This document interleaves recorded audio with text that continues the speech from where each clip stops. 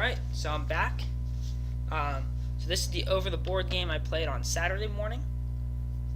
Round 4 of our Saturday morning library tournaments.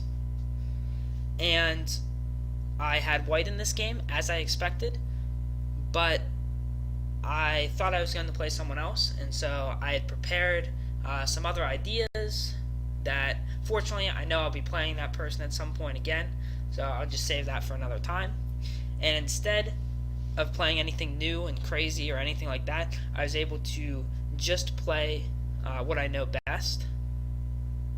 So I ended up playing Amit, who is a player I have not played before, but he's mid 1700 strength, so pretty good. And his results in this tournament have been strong. In my only games I've played against him have been Blitz, which I had lost those Blitz games against him. So I knew that he was going to be a challenging player to face. However, I knew he usually played more positional chess, and that he used a lot of time on the clock. So Saturday morning tournaments are 90 minutes with 30-second increment. Tuesday nights are the 90 minutes with 5-second delay. So a similar time control, but the increment does make a difference. So I go ahead and play e4, and I did not know how he would respond, and he played e5. So we go in, and I play a scotch. He takes, I take, and then here he played the challenging line bishop b4 check. So the idea here is that you slow down white's queenside development and overall slow down white's game. So c3 and then bishop c5 check, or c5, not check. Now the main move here is bishop e3, I believe, but I wanted to play a position that I was very comfortable with.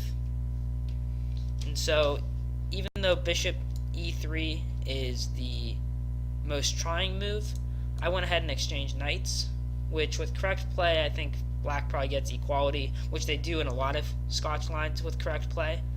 But I figured I'd play against these pawns and see if he wanted to develop his knight and go into some e5 lines, some fun. So after he takes back, I go ahead and play bishop c4 with the idea that if he does something else, say like the rook over or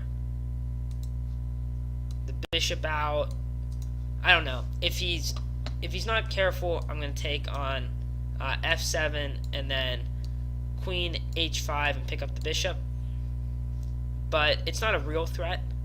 It's just giving him an additional thing to think about while developing a piece. I can also develop the bishop to d3, which is its normal square in a lot of Scotch lines. But in this case, I didn't see any real problem with developing to c4 immediately. It also helps hold off the idea of d5. Now, if he plays d5 immediately, I'm going to go ahead and win a pawn. So I would not be upset about that. So I develop a piece, I stop one of his main ideas, which is d5, and I have this extra threat. So he goes ahead and plays knight f6, which is what I expected, at which point I play e5. And here, black comes to a crossroads where he has to make some decisions. So he can't really play the knight here because I simply win a pawn. So not good there. If he plays knight e4, I can probably get away with castling, and I might have ideas of queen f3 also. So I think that the position is challenging for him.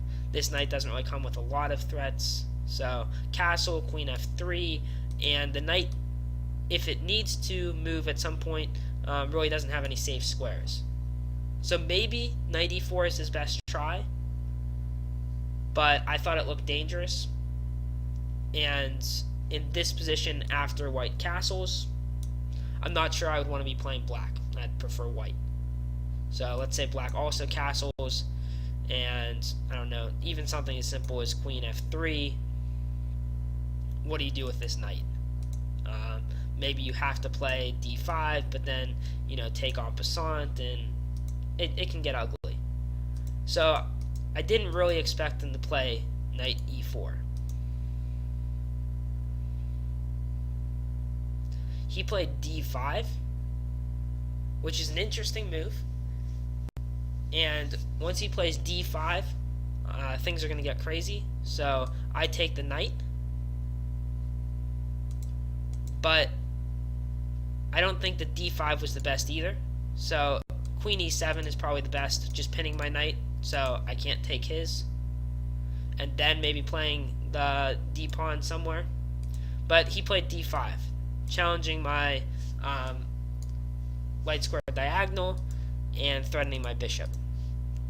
But I go ahead and take the knight, and this position just isn't great for black. So the best that black has is to take my bishop and go into an endgame where he has the bishop pair but triple isolated pawns, and white's probably going to trade queens. Notice that if white does a lot to avoid trading queens, like with this check, you're simply helping black develop the bishop, so there's not a lot there. There's not a good way to save this pawn. Even if I end up taking on g7 and guarding it with my bishop, he'll have chances to bring his queen out to f6. So that pawn's basically lost. Also, if I'm going to kingside castle, I'm not sure I want to open up that g-file. So this is the endgame that's most likely going to happen. Something like this. And maybe I can try and guard it. But he's going to have a lot of play with these two bishops. And if I guard it like this, it's really hard for me to hold on to the queen side. So most likely what I need to do is just let him take that pawn and develop my knight first, so that I can play like rook b1 or something. So this endgame is interesting because since I had to play c3, it's hard for me to develop the queen side. Makes b2 weak. He gets the b file, and black has a lot of play. White's slightly better, but it would be an interesting endgame to play. Instead of going into that endgame, though, after I took the knight, he went ahead and took with the queen. So I thought that he might do this. And I play queen e2 check, and he plays queen d8, king d8. His idea here was that he's threatening the rook to come over and pin the queen to the king, and then he'll be able to pick up the bishop. The problem with that is that if I retreat my bishop and he attacks, I can now go ahead and interpose with my bishop. But then he has this move d4, and we're going to get into a really interesting position where I've held on to the bishop, but my king's still in the center. He's got a rook against my queen. He's got the good bishops, and I didn't think it was clear. I'm sure white's better because I have the piece, and I'm sure there's a way to defend it. Maybe I even play like the queen here or something. But it wasn't super clear to me, and I saw a path to go down where I give the piece back, but I think I just maintain a better position. So this is a line I'm going to have to look into just to see if I could really hold on to that piece effectively, if the defensive resources were clear for me. But even at this point, I have a half-hour advantage on the clock. So I've only used, I still have like 85 minutes, and he only has 60 minutes. So I've got a large time advantage, and I decide that I'm going to just kind of play it safe in terms of I don't want to give him too much counterplay and see if I can play against his open king. So instead of saving the piece, I decided to play against the open king.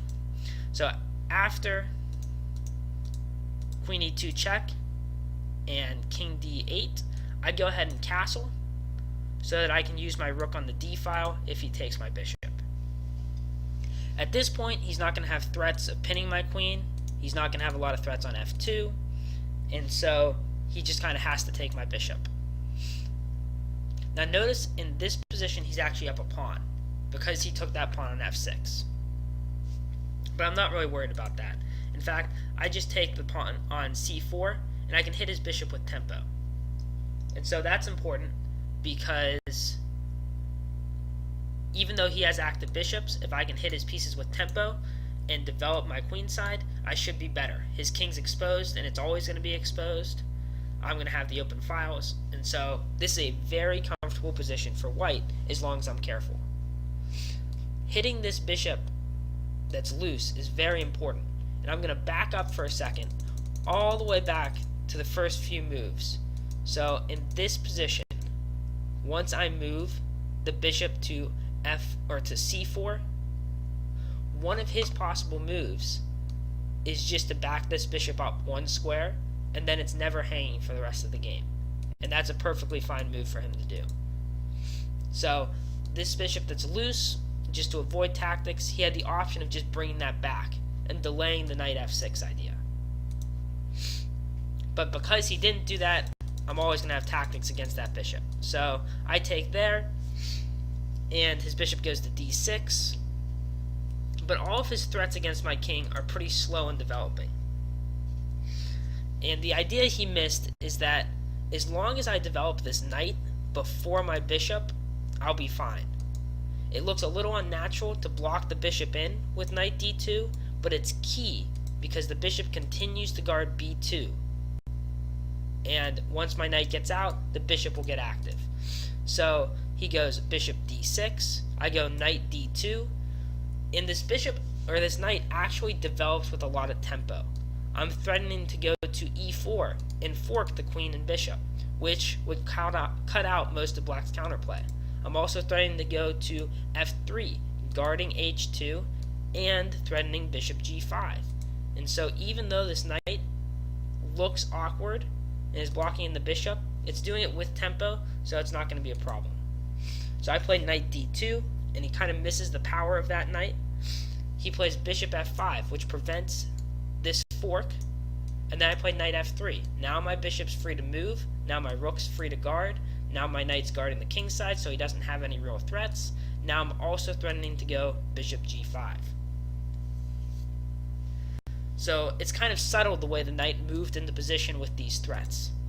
And as soon as my knight goes to f3, he played rook b8 to try and prevent my bishop from developing, which immediately loses to bishop g5. And he resigned the game. But at this point, the position is very hard for black to play. He's got a worse pawn structure. His bishops weren't able to effectively get anything against my king before my knight came over. His king's stuck in the center, and I'm going to be able to get my rooks to the middle. So maybe if black doesn't blunder there, like one suggestion going over the game with a friend was king d7, just to connect the rooks and get rid of those threats. And white's certainly better, but it's going to take a while to win the game. And so that's really what black wants to do at this point, is to avoid those threats, since he wasn't able to attack the white king in time.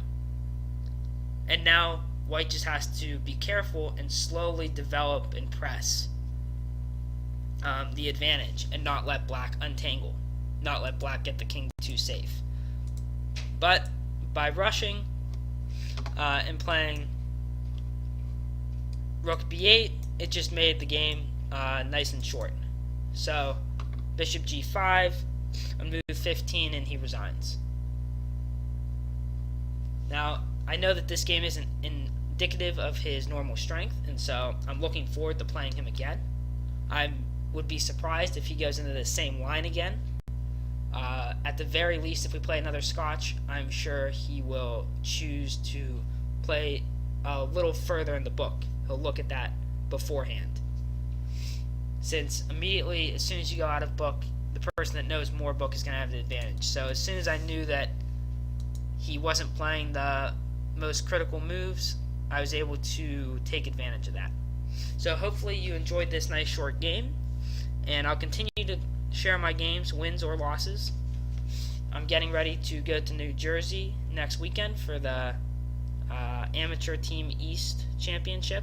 So I'll have 6 games there, 6 long, slow games against a variety of opponents. And so I will post those games when I finish and get back. And hopefully you guys can learn from those too. All right. That's it. Bye.